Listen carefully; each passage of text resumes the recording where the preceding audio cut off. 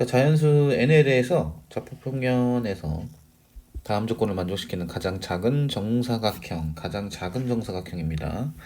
한 변의 길이를 an이라고 한다고 했고요. 정사각형의 각편은 좌표축에 평행하고 두 대각선의 교점은 n,2 n제곱이라고 돼 있어요.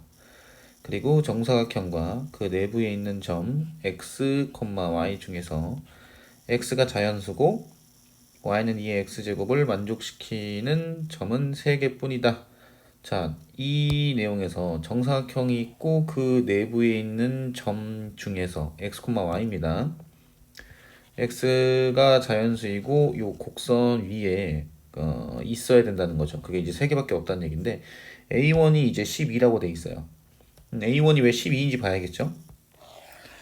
자, 지수함수를 이렇게 그려놓고 자, 여기서 이렇게 점을 하나 찍을게요. 점을 하나 찍은 다음에 정사각형을 이렇게 한번 임의로 한번 그려봅시다. 이런 식으로.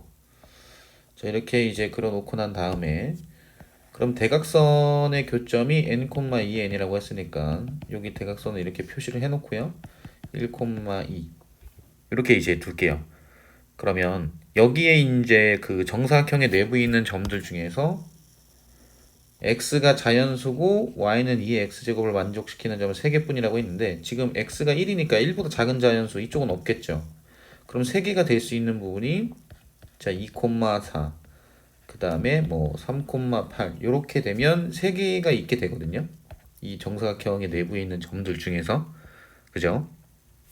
그런데 가장 작은 정사각형이라고 했으니까 이 3,8이 어디에 있는 게 제일 좋을 거냐면 여기 위에 있는 게 좋겠죠.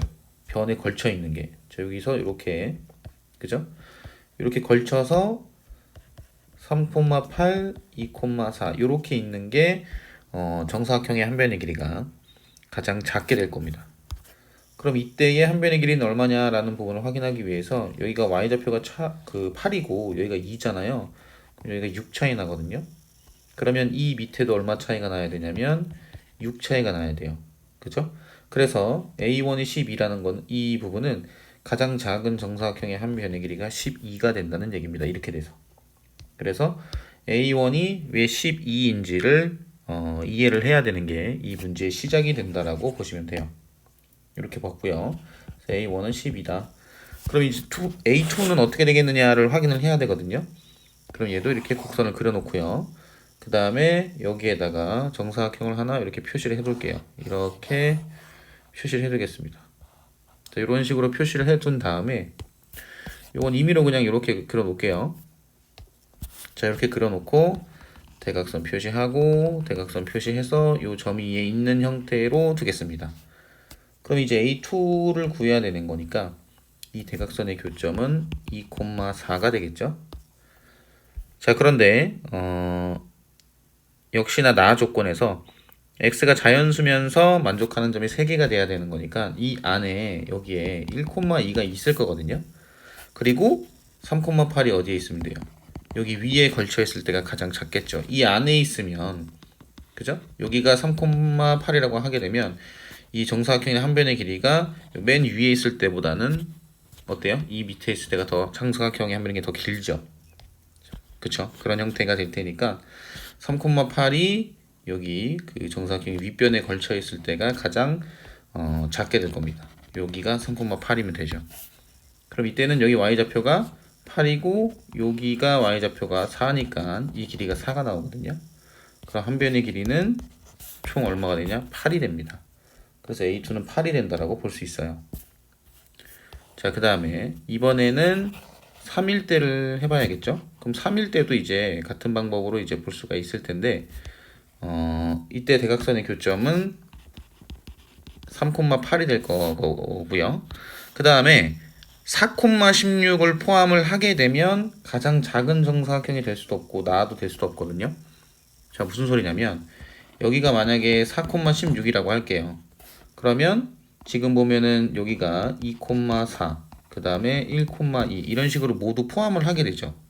왜냐면 요 길이가 지금 얼마가 되니까 8이 되니까 이 4를 모두 포함하게 됩니다. 그러면 3개가 안 되거든요.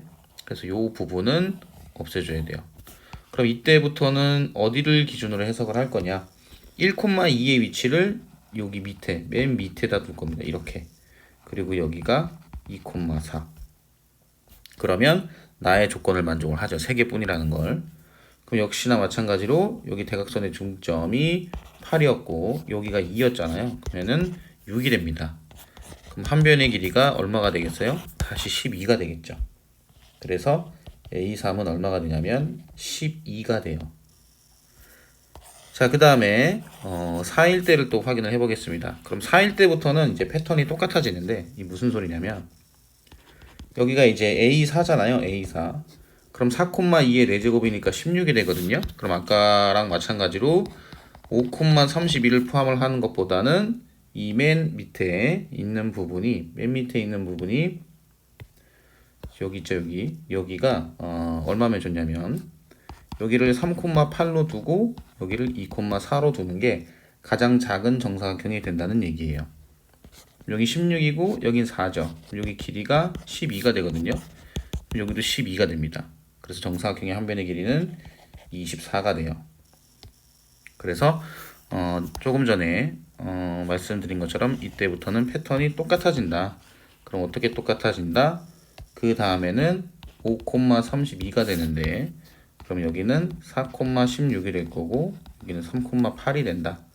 그러면 이 길이는 얼마가 되겠어요? 이 32에서 8을 빼면 24거든요. 그럼 여기도 24가 되니까 그러면 A5는 48이 되는 거죠.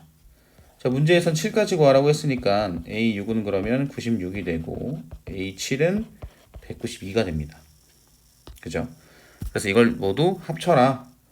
그러면 여기 48에서 192를 일단 먼저 합쳐보죠. 그러면 요거는 여기 이제 10이죠? 여기 나가니까 5가 되는 거고요. 240이 될 거고 그 다음에 요거 두 개 합치면은 120이죠. 그리고 요거 두 개 합치면은 20이 됩니다. 그래서 240, 그 다음에 120, 20을 모두 합치면 되겠죠. 이건 360이고요.